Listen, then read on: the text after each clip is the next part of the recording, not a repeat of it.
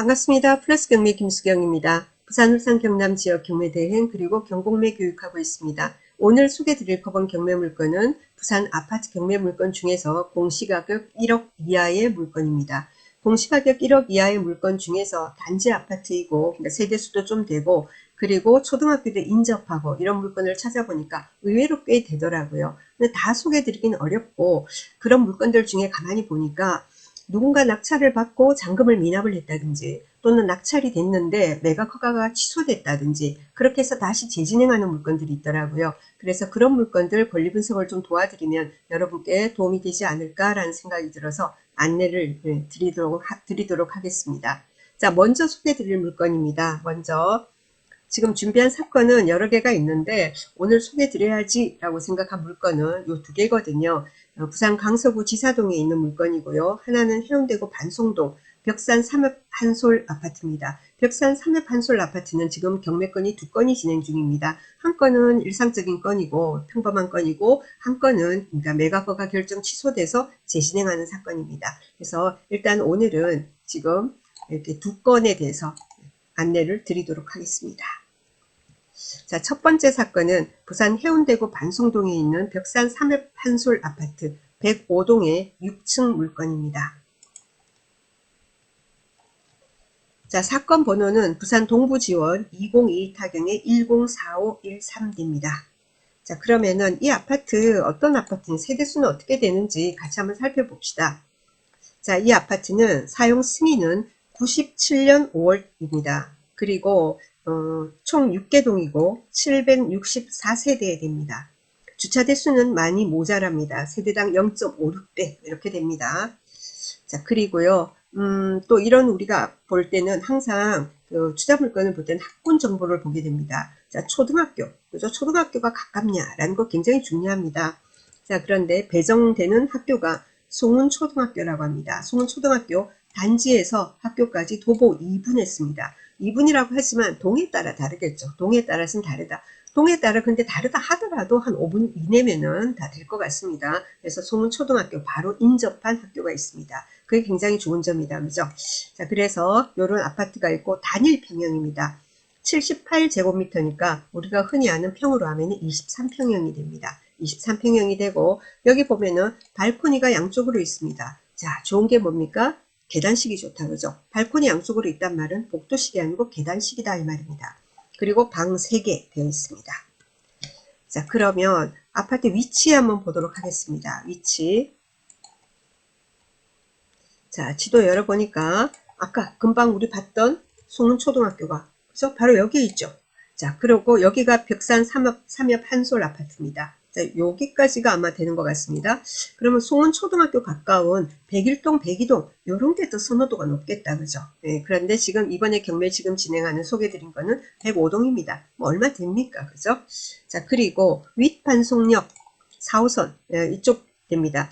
거리가 한 7, 800m 되지 않을까 싶습니다. 사람에 따라서 도보 가능하다 하는 사람도 있고 너무 멀다 이런 사람도 있겠죠. 자, 거리 한번 보도록 하겠습니다. 4호선 윗반송역 720m라고 합니다. 저는 이 정도는 충분히 걸어 다닙니다. 자, 그러면 한번 봅시다. 권리상에 뭔가 낙찰이 됐는데 매각 허가 결정이 취소됐습니다. 왜 그런지 살펴보도록 하겠습니다. 자, 여기 보면은 언제 이런 일이 있었냐면은 이 물건이 사건 번호를 봐도 굉장히 오래됐죠. 2022년, 그죠? 2022 타경입니다. 그래서 23년도 5월입니다. 작년이 아니고 재작년 23년 5월 15일 날 이때 낙찰이 됐었어요. 두 명이 입찰해서 1억 3,220만 원에 누군가 낙찰을 받았는데 자, 낙찰 받고 그리고 일주일 지나면 우리가 매각 허가 결정이 되죠. 매각 허가 결정도 났습니다. 자, 그런데 5월 31일에 매각 허가 결정이 취소가 된 겁니다. 자, 여러 가지 이유가 있죠. 여러 이유가 있습니다. 불허가 또는 매각 허가 결정이 취소되는 데는 여러 이유가 있는데 그럼 불허가는 뭐고 매각 허가 결정 취소는 뭐예요? 거의 사유는 같습니다. 예를 들면은 5월 15일 날 낙찰되고 매각 허가 결정이 나기 전에는 여러 가지 같은 이유라 하더라도 불허가가 되고요. 그리고 매각 허가 결정이 나고 그 뒤에는 매각 허가 결정 취소 이런 식으로 되는 겁니다. 자, 그러면 여러 이유가 있는데 요즘은 개인회생이나 파산 관련해서 소유자가 이렇게 정지 신청이 들어와서 이런 경우가 상당히 많습니다. 이 사건도 그런 걸로 보입니다. 그런 걸로 보입니다가 그냥 그렇습니다. 문건 송달 내역 열어보도록 하겠습니다. 문건 송달 내역을 내면은 아까 23년 5월 달에 낙찰이 됐었죠. 자, 여기 봅니다. 보면은 뭐가 있냐면 5월 15일 날 낙찰돼 있었습니다. 5월 15일에 보면은 집행관이 기일 입찰 조서를 제출했다. 이렇게 되어 있습니다. 경매 진행하고 나면은 집행관이 이런 기록을 하거든요. 자, 그리고 5월 18일에 보니까 채무자금 소유주가 경매 개시 결정 정본을 발급받았다. 이렇게 나옵니다. 만약에 여러분이 뭔가 낙찰을 받고 나서 이런 일이 있다. 뭐지? 뭐 개인회생 관련, 파산 관련 뭐 하려고 그러나 하고 의구심을 좀 가져야 됩니다. 자, 그리고 나서 말입니다. 그리고 나서 뭐가 있냐? 5월 25일 날 말입니다. 채무자금 소유주가 집행정지 신청서를 제출한 겁니다. 자, 이것만 보면은 이게 개인회생 때문인지 뭔지 모르겠죠. 일반인들은 모릅니다. 그런데 뭐죠? 최고가 매수 신고인에게는 연락이 가는 겁니다. 집행관실에서, 저기 경매계에서.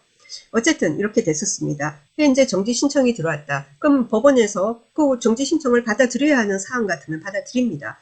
그러면 어떻게 되느냐? 그때부터 정지가 되는 거예요. 진짜 얼음이 되는 겁니다. 얼음 하다가 나중에 땡이 돼야 되는데 얼음 땡이 되기까지가 몇 개월이 걸릴 수도 있고 1, 2년이 걸릴 수도 있는 겁니다. 자, 그러면 어떻게 돼요? 보증금 넣어놨는데 어떻게 해야 됩니까? 그러면은 기다릴까 말까 이렇게 되는 거죠. 기다릴까 말까 이렇게 되는데 많은 사람들이 기다리지를 못합니다. 언제 될지 알고 나 이거 그냥 뭐 매각 허가 결정 취소 신청해가지고 입찰 보증금 되돌려 받아서 다른 거 입찰 들어가야겠다. 이렇게 되는 거죠. 대부분이 그렇습니다. 그래서 여기도 보면은 자 5월 25일 날 채무자금 소유주가 집행정지 신청서를 제출하니까 어떻게 됩니까? 5월 30일에 최고가 매수 신고인이 매각 허가 결정 취소 및 입찰 보증금 반환 신청서를 제출합니다. 그래서 입찰 보증금을 되돌려받고 본인은 끝내버리는 거죠. 자, 그런 상태에서 이제 쭉 진행이 되고 있다가 24년 12월 20일 그죠? 얼마 전에 자 근저당권자가 개인 회생 기각 결정에 따른 경매 속행 신청서를 제출했습니다. 얼마 걸렸죠? 1년 반 정도 걸렸습니다. 그래서 1년 반 정도 지나서 이렇게 개인회생이 기각이 되는 바람에 개인회생 기각 결정에 따른 경매 속행 신청서가 제출됐다. 이래서 이제 경매를 다시 진행하는 겁니다. 그렇기 때문에 이 내용을 보면은 자 낙찰 받은 사람이 최고가 매수 신고인이 매각 허가 결정 취소 신청을 했다고 해서 이 물건 자체 권리상이나 어떤 물리적인 하자나 이런 걸로 인한 것은 아니다. 이렇게 된다고 하죠. 아시겠죠? 그래서 지금 서류상으로 봐서는 입찰해도 되는 물건입니다. 다시 한번 등기부도 그럼 보도록 하겠습니다. 자, 2016년도 10월 달에 그죠? 이렇게 신탁 재산에 귀속돼 있습니다. 이거는 이제 소유권이 이제 매매로 인한 소유권이 이전이 아니고 뭐냐면은 신탁으로 맡겼다가 다시 돌아온 겁니다. 자, 그리고 2016년 10월 21일 날 여기 근저당이 있습니다. 여기가 지금 말소 기준 권리가 됩니다. 그 뒤에 후순위 근저당도 있고요. 후순위 근저당권자가 지금 경매를 신청한 케이스입니다. 그 뒤에 가압류 등도 있으나 모두 말소되는 권리들입니다. 그리고 뭐냐면은 지금 뭐 시간이 지났지만은 여기 그 선순위 임차인은 파악이 되지 않았던 사건입니다. 자, 그러면 지금은요. 지금 와서 예를 들면 말입니다. 소유자가 어디론가 가고 다른 사람이 점유한다 하더라도 그 사람은 선순위 임차인이 될 수 없기 때문에 보증금을 인수하는 위험은 없습니다. 일단 권리상의 하자가 없는 물건이었고 그런데 지나가 낙찰이 됐는데 어떻게 해요? 자, 개인회생 신청 들어가는 바람에 그게 기각 결정될 때까지 1년 몇 개월 동안 정지되어 있다가 다시 재진행하는 겁니다. 그래서 미납관리비 그리고 시세 감안해서 입찰하실 분은 입찰하셔도 되는 물건입니다.